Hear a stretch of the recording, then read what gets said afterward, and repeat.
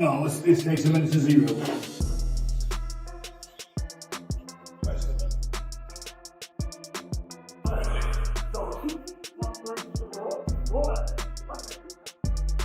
A real boxer, real world champion boxer.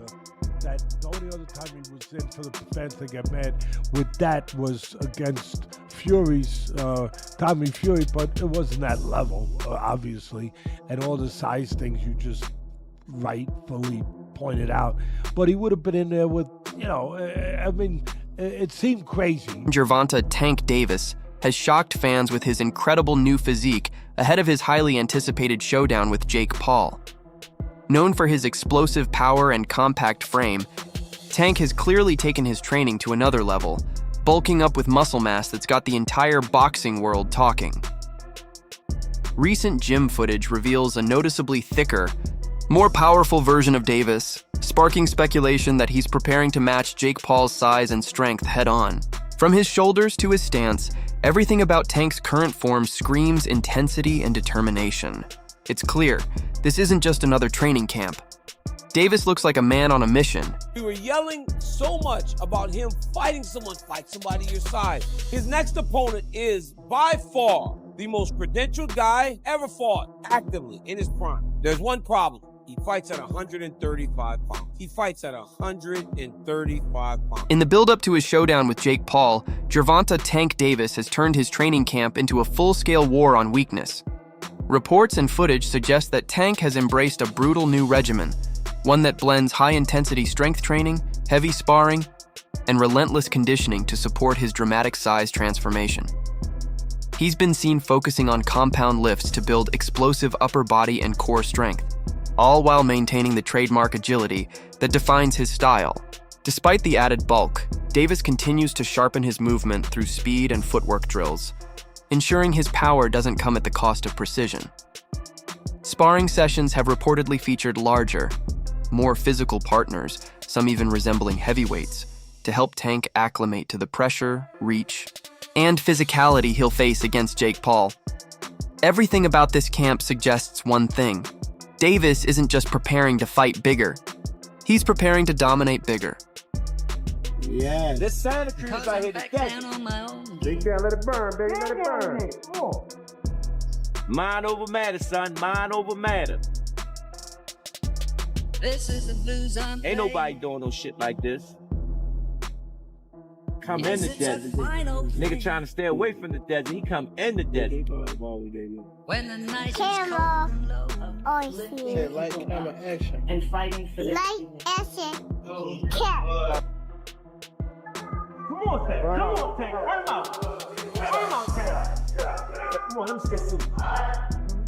Dig down in there. Dig down in there. 10 seconds. 10 seconds. Don't think about it. Don't think about it.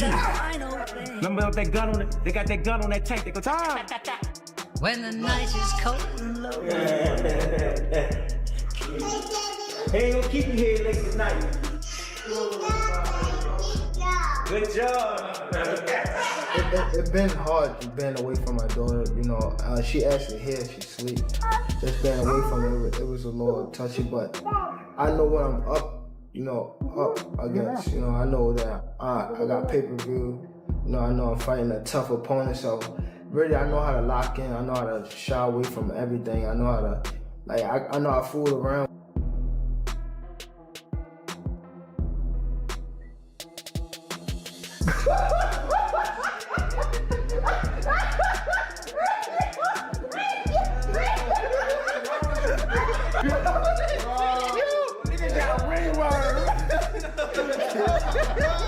I said 10 hut. Yeah, you don't that shit. No, don't do I can't go on TV looking like that. However, Jake Paul is a naturally much heavier fighter, and the agreed-upon rules for their bout reflect that: a 195-pound maximum weight and 12-ounce gloves for both men.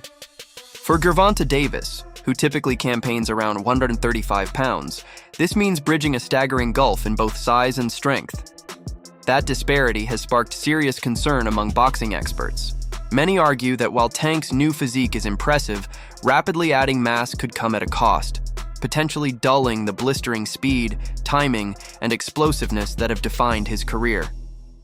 The very weapons that made him one of boxing's most feared finishers may be compromised in the process of trying to match Paul's size. Jake Paul, Tank Davis fight got moved to Miami. I think Jake wins. Jake's just so big, dude. I think Jake wins. This is different because it's similar. It's similar to Logan versus Mayweather, but Jake Paul now obviously is way more advanced than where Logan was at that moment in time. I mean, Gervonta it's is just fucking sick. I mean, yeah, no, but dude, Did you Jake. ever watch his highlights? Jake can He's crack, nasty, man. He's so sick. I love that guy, bro. Tank is not the guy that knows how to sell a fight. Tank cannot sell a fight in his own division. You have the Paul brothers and they come over to boxing. Their idea from day one is we don't have the skills or the experience. What we're gonna do is we'll take on the absolute best guys, but they're gonna spot us some pounds. Tank has one job to do, that it doesn't make any difference, that boxing is a real sport. My skills versus your skill, of which I am an abundance of and of which you have none of. Tank is telling anybody that will listen that there's a size problem. My skills and my experience in boxing, I do not have to wonder who's in the bar tonight. Any bar I go to, I rule the bar. No, it turns out that you don't. Just need some big guy to corner you, apparently. Boxing has never stood its ground. Boxing has never been able to explain why Floyd needed a half hour to get rid of a guy who's never boxed before. Tank Davis has already began this. When you choose a dum-dum, don't be surprised when he goes out and acts like a dum-dum. UFC President Dana White didn't hold back when asked about a potential Jake Paul versus Gervonta Davis fight.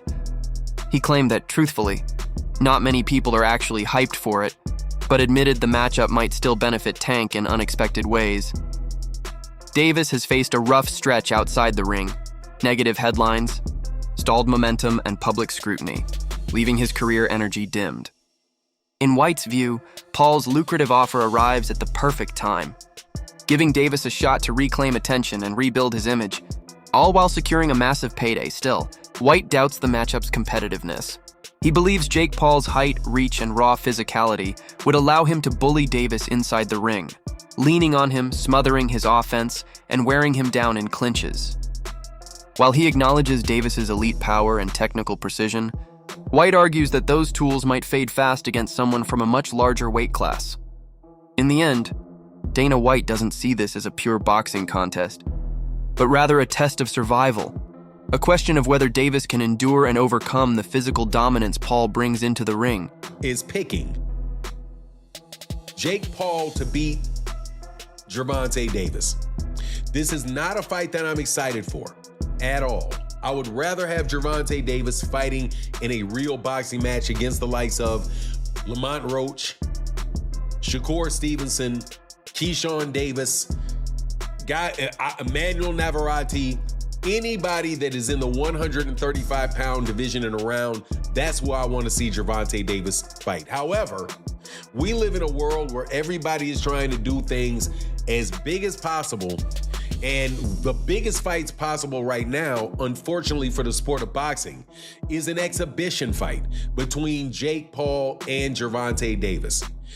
So, I do like it for this reason, though.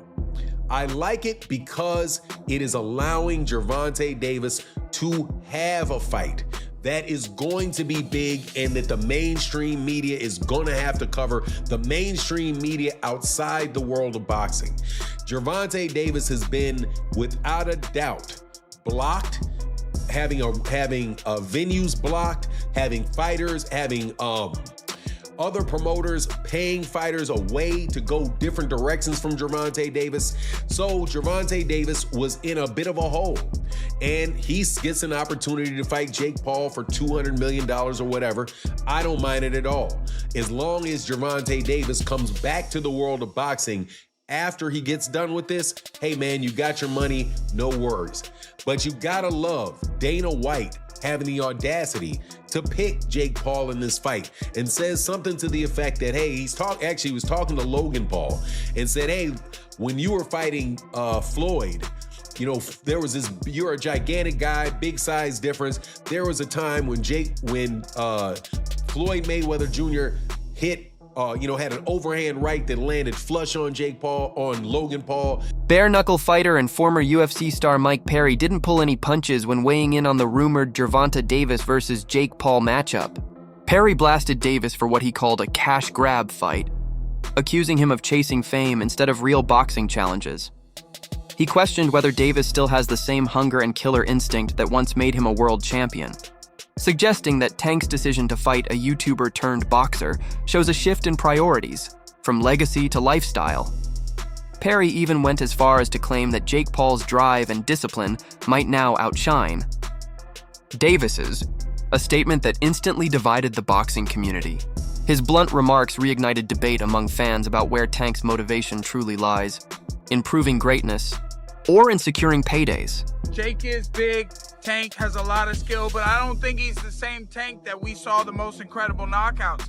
We saw him, Lamont Roach performed great. They went to draw, and, I just don't know. And Tank walked away. I don't know if he loves it enough to beat a guy who outweighs him by 80 to 100 pounds. Is this fight truly exciting or just another publicity stunt?